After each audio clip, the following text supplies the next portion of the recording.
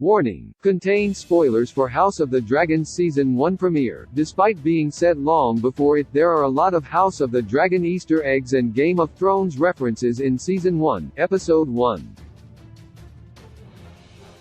House of the Dragon begins around 200 years before the events viewers saw play out in Game of Thrones, which allows for a very different Westeros. This one is still ruled by the House Targaryen dynasty, which won't fall for another 172 years, and is populated by differing characters and a lot more dragons. House of the Dragon Season 1 premiere sets its stall out immediately in this regard. It establishes its timeline and major players, and while it clearly nods to Game of Thrones and realizes that it's building upon the foundations that show provided, it also intends to carve out its own legacy. George R.R. Martin created a dense world with a song of ice and fire, and even just from Season 1, Episode 1 you can sense more of that in House of the Dragon, which has a slightly richer feel and more resplendent look that's fitting with House Targaryen being in its pomp. Still, there are some clear connections between the two. This is, after all, a story that revolves around power and the major seat of it, the Iron Throne. There may be no Game of Thrones characters in the prequel, but there are references and connective tissue, some expected, some more surprising. Here are all of House of the Dragon Season 1, Episode 1's Easter eggs. House of the Dragon begins with a great council. Like how Game of Thrones ended, House of the Dragon begins with the Great Council of 101 AC, held by King Jaehaerys the First Targaryen to determine his heir, with Viserys the ultimate winner. It's a fitting place to begin this story, not only because it kicks off so much of what happens but because of how it connects to Game of Thrones ending, as it starts how that finished. Bran Stark was elected King of Westeros at a great council, held in the Dragon Pit rather than at Harrenhal, although it played out differently, with far fewer nobles involved, and a voting process in which he was the only true contender, rather than various claimants being whittled down and then a final choice being made. House of the Dragon's timeline is 172 years before the Mad King's death. After the Great Council, House of the Dragon's timeline jumps forward into the 9th year of King Viserys' reign. At this point, text on the screen references this as 172 years before the Mad King's death. It's an easy House of the Dragon reference, allowing it to both place itself firmly in the same world and establish when it itself is set more clearly. In the books, Viserys became king in 103 AC, being in his 9th year would place the timeline around 111 to 12 AC, depending on the month. Aerys II died in 283 AC according to the book's timeline, and 280 AC in Game of Thrones, so the timeline more or less checks out, give or take a year or two, and given Martin's greater involvement, it makes sense to stick closer to the source material. House of the Dragon's opening text references Daenerys Stormborn. The Mad King isn't the only Targaryen referenced in House of the Dragon Season 1, Episode 1's opening text, as there's also a mention of Daenerys' birth. Though she is the Mad King's daughter, she wouldn't be born until after he had been killed, with her mother having gone back to Dragonstone. Dany was born during a great storm, hence the name Daenerys Stormborn. It's an important connection that goes beyond just being a House of the Dragon Easter egg, as Dany is the last Targaryen ruler viewers will see, so the mention allows a clearer sight line from House Targaryen's heyday to its end. Valyrian steel swords in House of the Dragon. Blackfyre Dark Sister. House of the Dragon references Valyrian steel on a few occasions. It's also what the necklace Daemon Targaryen gives to Rhaenyra is made from, but two of the biggest Easter eggs come with the swords owned by Viserys and Daemon respectively, Blackfyre and Dark Sister. These Valyrian steel swords have a deep history. The former was wielded by Aegon the Conqueror himself, and the latter by his sister-wife Visenya. The two swords go on to have more adventures after House of the Dragon, both being wielded during the Blackfyre rebellions, but curiously both are also missing during Game of Thrones. Blackfyre was last wielded by Ager Rivers, aka Bittersteel, who went on to found the Golden Company. Dark Sister was last owned by Brynden Rivers, aka Bloodraven, who went to the Wall to join the Night's Watch and is widely believed to have become the Three-Eyed Crow in the books, and likely the Three-Eyed Raven in Game of Thrones. The fates of both swords are unknown. Rhaenyra Alicent discussed Nymeria, teasing another GOT prequel. One of House of the Dragon Season 1, Episode 1's Easter eggs is concerned with an even deeper part of its history, as Rhaenyra and Alicent discuss Nymeria, the fabled warrior who led the Rhoynar to Dorne and helped to establish the rule of House Martell, which lasts through to Game of Thrones. Arya Stark's direwolf is even named after Nymeria. This isn't just history, though, but perhaps planting further seeds for what might come to screens. Among the many Game of Thrones spin-offs in various stages of development is 10,000 Ships, centered around Nymeria's story. Aemma takes a bath, and dragons needs heat like Daenerys. Another reference to Daenerys among House of the Dragon's Easter eggs comes in a more subtle way than her name on screen, with Queen Aemma taking a bath to help provide comfort during the latter stages of her pregnancy. Daenerys was frequently shown bathing during Game of Thrones' early seasons, and House of the Dragon's reference serves to highlight a key distinction. Aemma can only stand the water being lukewarm, but as Viserys notes, a dragon needs heat. Daenerys' baths were always visibly scalding hot and the temperature never bothered her. While Targaryens are more resistant to heat, Game of Thrones went further in making Daenerys fireproof, whereas in A Song of Ice and Fire, her emergence from Khal Drogo's funeral pyre was a one-off magical event. This could be House of the Dragon quietly addressing that. Daemon Targaryen is commander of the City's Watch. Prince Daemon Targaryen is revealed to be commander of the City's Watch, or the Gold Cloaks, in House of the Dragon Season 1, Episode 1. This is key not only because it gives him control over the force guarding the city, but more notably because it officially keeps him off the King's Small Council. The position of commander of the City's Watch was important in Game of Thrones' early seasons. When Tyrion Lannister was Hand of the King, Janos Slynt held the position and, on the orders of King Joffrey Baratheon, slaughtered several bastard babies of Robert Baratheon. Tyrion, disgusted by this, passed the command on to Bronn, with Janos exiled to the Night's Watch. Daemon, however, would seemingly have no such qualms. Various house sigils can be seen in the Tourney of the Air. The Tourney of the Air is a good place for some of House of the Dragon Season 1, Episode 1's Easter eggs and Game of Thrones references. It feels rather reminiscent of the Tourney of the Hand from Game of Thrones Season 1, held in honor of Ned Stark. In the books, the tournament where Esser Criston Cole defeats Daemon Targaryen is held at Maidenpool, rather than King's Landing, and is celebrating Viserys becoming king instead, but it's a relatively minor change that works within House of the Dragon's story.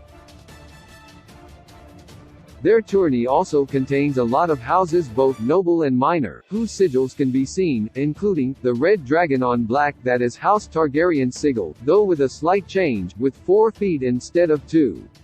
The direwolf of House Stark, whose only appearance is Lord Rickon Stark briefly declaring his allegiance to Rhaenyra Targaryen. The Golden Lion of House Lannister. The Black Stag on yellow of House Baratheon. The Black Pellets on a red background of House Cole. A red archer on a green background, signifying House Tarly. The Flaming Tower of House Hightower. The Silver Seahorse on sea green belonging to House Valerian. A leaping trout above water, that appears to be a version of House Tully's sigil. The Spread Eagle of House Mallister. A yellow sun and triangle shape on blue, which could be a variation on House Leopard's sigil. 3 ravens carrying hearts. The sigil of House Corbray. House of the Dragon begins with an Aeron dying, like Game of Thrones. Unfortunately, with this being Game of Thrones Westeros, that does mean there's a high chance of death, and it comes in House of the Dragon Season 1, Episode 1, with Aemma Arryn, Viserys' wife. Emma dies in childbirth, with her son dying shortly afterwards, in a moment both brutal and sad, but that also has a Game of Thrones connection. That show started with Jon Arryn's death as a key instigator for the events that would follow, and similar House of the Dragon starts with an Arryn dying and having major ramifications upon the realm. Dracarys, the most iconic of all High Valyrian words, appears in House of the Dragon, as Rhaenyra uses it in order to light her mother's funeral pyre. More than just a House of the Dragon Easter egg, though, the use of the word Dracarys in the prequel also highlights a difference with Daenerys. When she used the word, though it was often empowering, it was typically for an attack. Rhaenyra's use shows a different side to it and to dragons, showing more of their bonds with humans. GRRM's A Feast for Crows is referenced. One of the best House of the Dragon Season 1, Episode 1 Easter eggs is a sly nod to George R. Martin's works. It's based on his Fire Blood book, but finds room to reference one of his A Song of Ice and Fire novels too, with King Viserys saying, "Suffer crows that come to feast on their corpses." It's not a direct match, but aligns pretty well with the title of the fourth book in the series, A Feast for Crows, and both speak to the horrors of war, the fate that awaits so many, and how death is a great leveler in Westeros. Balerion the Black Dread Skull is shown while House of the Dragon has 17 dragons. None will quite match the size and might of Balerion the Black Dread, the dragon once ridden by Aegon the Conqueror. Balerion's giant skull appears in the premiere. It was also seen in Game of Thrones, and with his last rider too. Viserys became Balerion's dragon rider around a year before the Dread died. That leaves Vhagar as the biggest and oldest dragon left in Westeros, though they're yet to appear in the show. The Weirwood Tree in King's Landing. The Great Heart Tree of Winterfell was an iconic site in Game of Thrones, but was more commonly associated with the north of Westeros.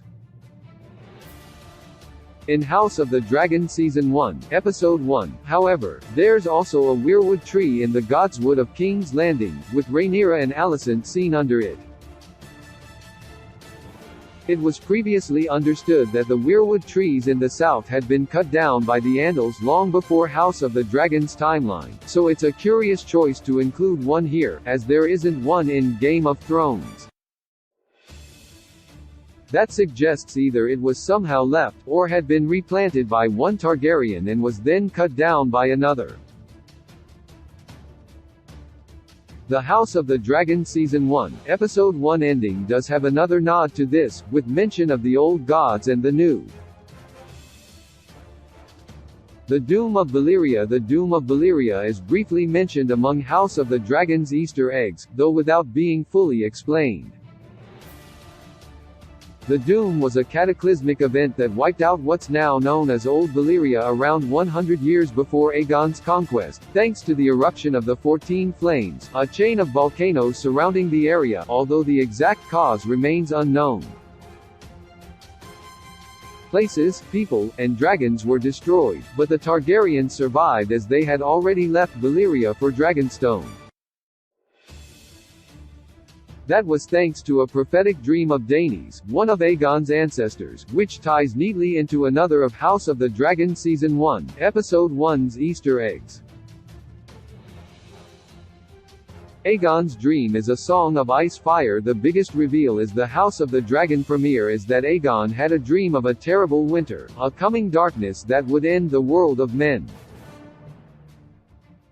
This is, of course, the Night King and the White Walkers, and Aegon's dream came true in Game of Thrones when the Night King led his army south of the Wall. Aegon called his dream a song of ice and fire, because he believed only a Targaryen on the Iron Throne, the fire, would lead to the realm defeating the White Walkers, the ice. This not only retcons Game of Thrones events, but gives another layer to the book series upon which it's based, which is of course A Song of Ice and Fire. Viserys has the Catspaw dagger, which Arya uses to kill the Night King. Alongside Blackfyre, King Viserys has another Valyrian steel weapon, a dagger. This isn't just any dagger, though, but the one that will, almost 200 years later, be used in the assassination attempt on Bran Stark and, a few years after that, be wielded by Arya Stark to kill the Night King.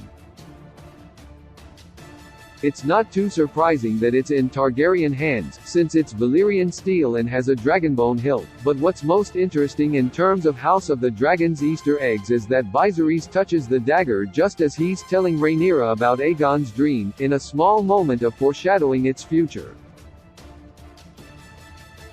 Promise me, Rhaenyra is a sad Ned Stark reference as Viserys tells Rhaenyra about Aegon's dream. There is one of the saddest House of the Dragon Episode 1 Easter eggs, a reference to Lyanna and Ned Stark.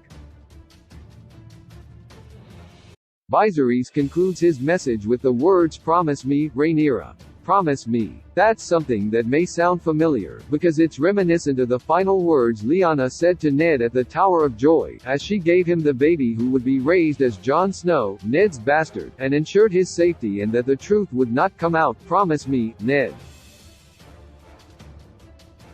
Promise me. The Game of Thrones theme tune is used in House of the Dragon. House of the Dragon brings back one of Game of Thrones' not-so-secret weapons in composer Ramin Djawadi, who once again provides the score for the series. The work in the premiere is every bit as good as you'd expect, and makes use of some familiar pieces of music. Most tellingly, the Game of Thrones theme tune can be heard at the end of House of the Dragon Season 1, Episode 1, but brief snippets and elements of it are used elsewhere too and blended into new works, like when Rhaenyra and Alicent are seen together after her dragon ride. That's not the only one of House of the Dragon's Easter eggs to take on a musical theme, as that dragon ride also includes notes of the House Targaryen theme from Game of Thrones as well. House of the Dragon releases new episodes Sundays on HBO and HBO Max. My heart returns to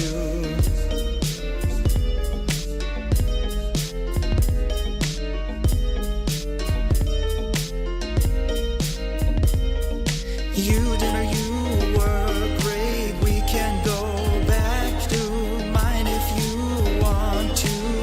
You look so good. I want to do that. I must be tripping. God, catch my breath. Oh.